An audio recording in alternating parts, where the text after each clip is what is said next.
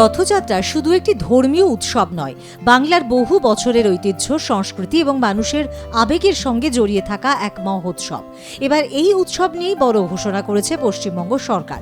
রাজ্যের ঐতিহ্যবাহী রথযাত্রাগুলিকে সরকারি সহায়তার আওতায় এনে প্রতিটি নির্বাচিত রথযাত্রা কমিটিকে ৫ লক্ষ টাকা করে আর্থিক অনুদান দেওয়ার সিদ্ধান্ত নেওয়া হয়েছে। মুখ্যমন্ত্রী শুভেন্দু অধিকারীর এই ঘোষণাকে ঘিরে ইতিমধ্যেই রাজ্য জুড়ে খুশির হাওয়া বলাই যায়। আগামী বৃহস্পতিবার রথযাত্রা উপলক্ষে রাজ্যের ৬০টি ঐতিহ্যবাহী রথযাত্রা কমিটিকে এই আর্থিক সহায়তা দেওয়া হবে। মুখ্যমন্ত্রী জানান, বহু দশক ধরে যে রথযাত্রাগুলি রাজ্যের ঐতিহ্য বহন করে চলেছে তাদের পাশে দাঁড়াতেই এই উদ্যোগ। তার কথায় এটি শুধুমাত্র আর্থিক সাহায্য নয়, বরং সরকারের পক্ষ থেকে এই ঐতিহ্যবাহী উৎসবে সক্রিয় অংশগ্রহণের প্রতীক। তিনি আরও বলেন, প্রথম বছর তালিকা তৈরিতে কোথাও কোনো ত্রুটি থাকলে তা যেন ক্ষমা সুন্দর দৃষ্টিতে দেখা হয়। ভবিষ্যতে আরও নির্ভুল তালিকা তৈরি করা হবে এবং এই উদ্যোগকে আরও বিস্তৃত করা হবে। মুখ্যমন্ত্রী আশা প্রকাশ করেন যে উদ্যোগের সূচনা হলো আগামী দিনে সেটি একটি স্থায়ী ঐতিহ্যে পরিণত হবে। আমরা এবারের রথযাত্রায় সরকারিভাবে আমরা সক্রিয়ভাবে অংশগ্রহণের সিদ্ধান্ত নিয়েছি। মুখ্যমন্ত্রীর সাথে সাথে আমার হাতে তথ্য সংস্কৃতি দপ্তর রয়েছে। এই দপ্তরের মাধ্যমে আমরা পশ্চিমবঙ্গের ৭৫টি ঐতিহ্যবাহী রথযাত্রার যে মেলা হয়, মিলন উৎসব হয়, সেখানে আমরা সেবা কেন্দ্র স্থাপন করার সিদ্ধান্ত নিয়েছি। তথ্য সংস্কৃতি দপ্তরের পরিচালনায় এই সেবা কেন্দ্রগুলিতে পুণ্যার্থী এবং যে সমস্ত দর্শকরা আসবেন, ভক্তমণ্ডলীকে ন্যূনতম পরিষেবা প্রদান করা হবে রাজ্যের ৭৫টি জায়গায়।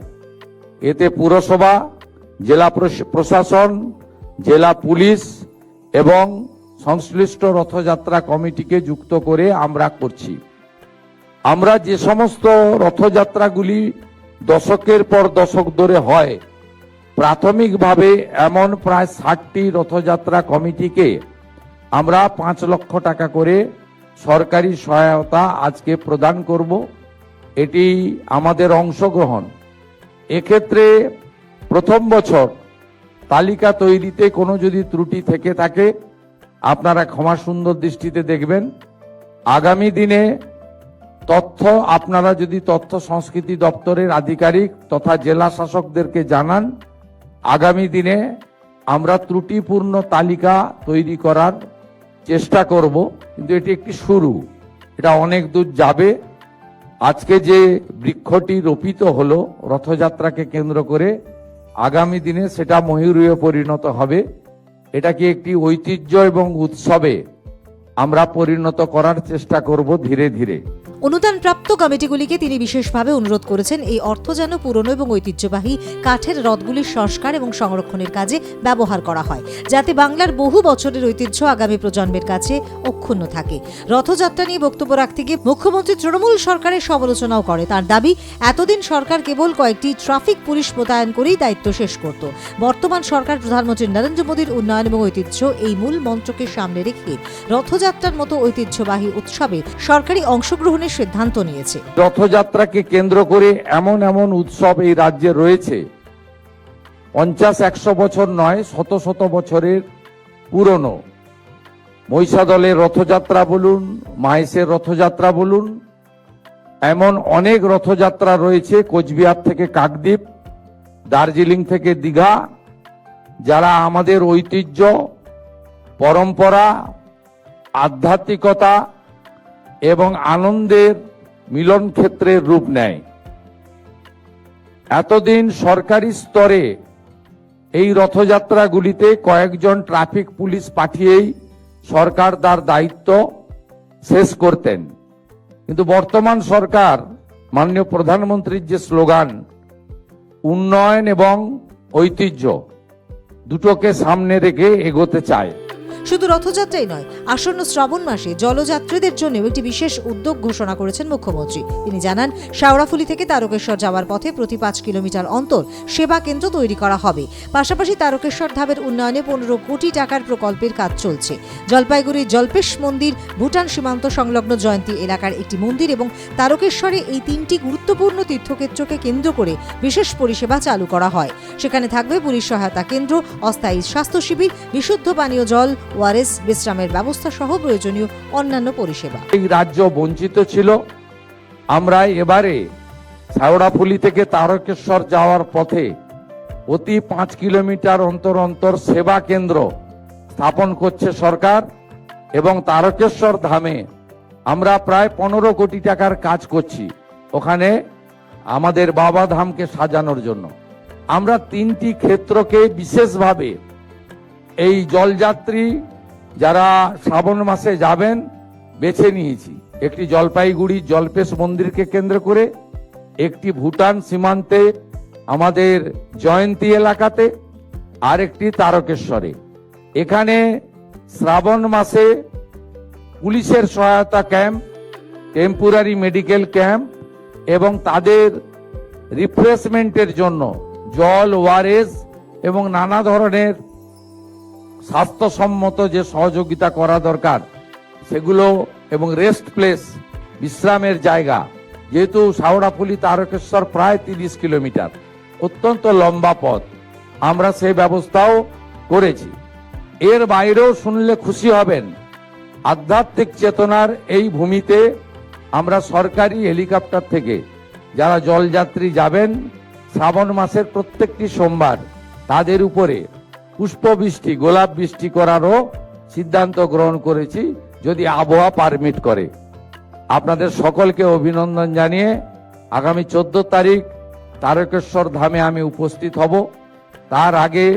তারপরে 16 তারিখে আমি ঐতিহ্যবাহী কলকাতা রথযাত্রা ইস্কন আমাকে আমন্ত্রণ করেছে, সেখানে আমি উপস্থিত থাকব। আমাদের ফরেস্ট সেক্রেটারি, ফরেস্ট মিনিস্টার আছেন।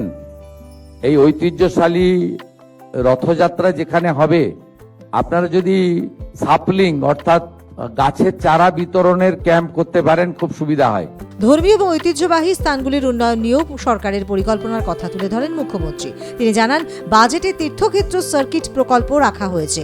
মঠ, মন্দির সহ বহু প্রাচীন ধর্মীয় স্থানের সংরক্ষণ এবং হেরিটেজ উন্নয়নের জন্য 1000 কোটি টাকা বরাদ্দ করা হয়েছে। রাজ্য সরকারের এই ঘোষণার পর নদিয়া জেলাতেও শুরু হয়েছে অনুদান প্রদান প্রক্রিয়া। নদিয়া জেলা শাসকের দফতরে আয়োজিত অনুষ্ঠানে জেলার 4টি ঐতিহ্যবাহী রথযাত্রা কমিটির হাতে 5 লক্ষ টাকা করে আর্থিক অনুদানের চেক তুলে দেওয়া হয়। নদিয়ার 4টি ঐতিহ্যবাহী রথযাত্রা কমিটি এই সরকারি সহায়তা পেয়ে অত্যন্ত আনন্দ প্রকাশ করেছে। রাজ্য সরকারের পক্ষ থেকে যে রথযাত্রা কেন্দ্র করে যে মেলায় যোগদান করছে, অর্থাৎ কমিটির একটা খরচ আছে, তাতে যোগদান করে রাজ্য সরকার 5 লাখ করে সহায়তা দিয়েছে, যাতে পুরো ম্যানেজমেন্ট সুন্দর থাকে এবং পরবর্তীকালে কিছু যাতে স্থায়ী ডেভেলপমেন্ট রথের তারা করে, এর উদ্দেশ্য নিয়ে এটা করা হলো। রথযাত্রা আমাদের এমন একটা ব্যাপার, সাংস্কৃতিক ব্যাপার, কালচারাল ব্যাপার, সেই কারণে এখানে যত ভক্তের সমাগম হয় সর্বত্র একই সময়ে প্রশাসনিক বিভিন্ন রকম ব্যবস্থা যাতে ঠিক থাকে, যাতে কোনো দুর্ঘটনা না ঘটে, যে কোনো ঘটনা যদি ঘটে যায় তুরন্ত তার সমাধানের জন্য প্রশাসনকে সতর্ক করা, এই বিষয়গুলো নিয়েই এখানে আজকে বৈঠক সহ যোগদানের অনুষ্ঠান ছিল। আমরা 4টি নদিয়া জেলায় যে ঐতিহ্যশালী রথযাত্রাকে কিছু আমরা হেল্প করলাম। আগামী দিন এইরকম আরো যদি কিছু থাকে তড়িঘড়িকে করার জন্য আমরা সর্বত্র হয়তো পৌঁছাতে পারিনি বা তাদের পক্ষ থেকেও আমাদের সঙ্গে যোগাযোগ করতে পারেননি, তাই আগামী দিন আমাদের চেষ্টা থাকবে এইরকম ঐতিহ্যশালী যদি আরো 2টি বাদ যায় তাতে আমরা তাদেরকে সংযোজন করব। বাংলার ঐতিহ্যকে আরো সমৃদ্ধ করার লক্ষ্যে সরকারের এই উদ্যোগ আগামী দিনে কতটা সফল হয় এখন সেই দিকেই নজর সকলের। রথযাত্রা এবং শ্রাবণ মাসের এই বিশেষ উদ্যোগে ধর্মীয়, পর্যটন, সাংস্কৃতিক ঐতিহ্য এবং সাধারণ মানুষের অংশগ্রহণ 3 ক্ষেত্রেই নতুন দিগন্ত খুলে দিতে পারে বলেই মনে করছেন অনেকেই। নদিয়া থেকে বিশ্বজিৎ দেবনাথের রিপোর্ট, আর প্লাস নিউজ।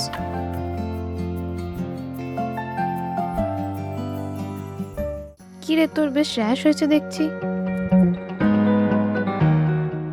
হ্যাঁ রে, কি করব বলতো, র্যাশগুলো কিছুতেই কমছে না। অনেক কিছু ইউজ করলাম তবুও কমছে না। আমার মনে হয় তোকে কোনো একজন ভালো ডার্মাটোলজিস্টের কাছে দেখানো উচিত। তুই ঠিক বলেছিস, কিন্তু কোনো ভালো ডার্মাটোলজিস্ট থাকলে একটু সাজেস্ট কর না প্লিজ। এই তোর তো একবার র্যাশ হয়েছিল না, তুই কোথায় দেখিয়েছিলিস? তুই একবার গৌরীদেবী হসপিটালসে দেখাতে পারিস, ওখানে ভালো এক্সপিরিয়েন্স ডার্মাটোলজিস্ট আছে। আমারও সেম প্রবলেম হয়েছিল, এখন ওখানে ট্রিটমেন্ট নিয়ে আমি এখন ঠিক আছি।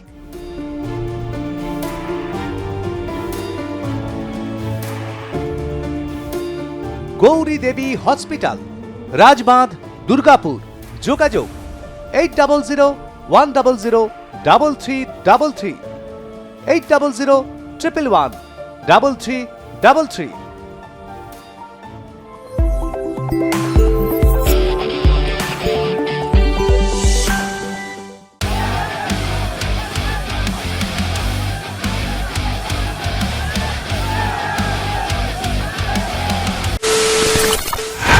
খবরের নামে প্রতিদিন সন্ধে আপনার ড্রয়িং রুমে কি শুধুই চিৎকার চেঁচামেচি হে আসে? বিতর্কের নামে চলে গালাগালি আর কাদা ছোড়াছুড়ি। এবার সময় পরিবর্তনের,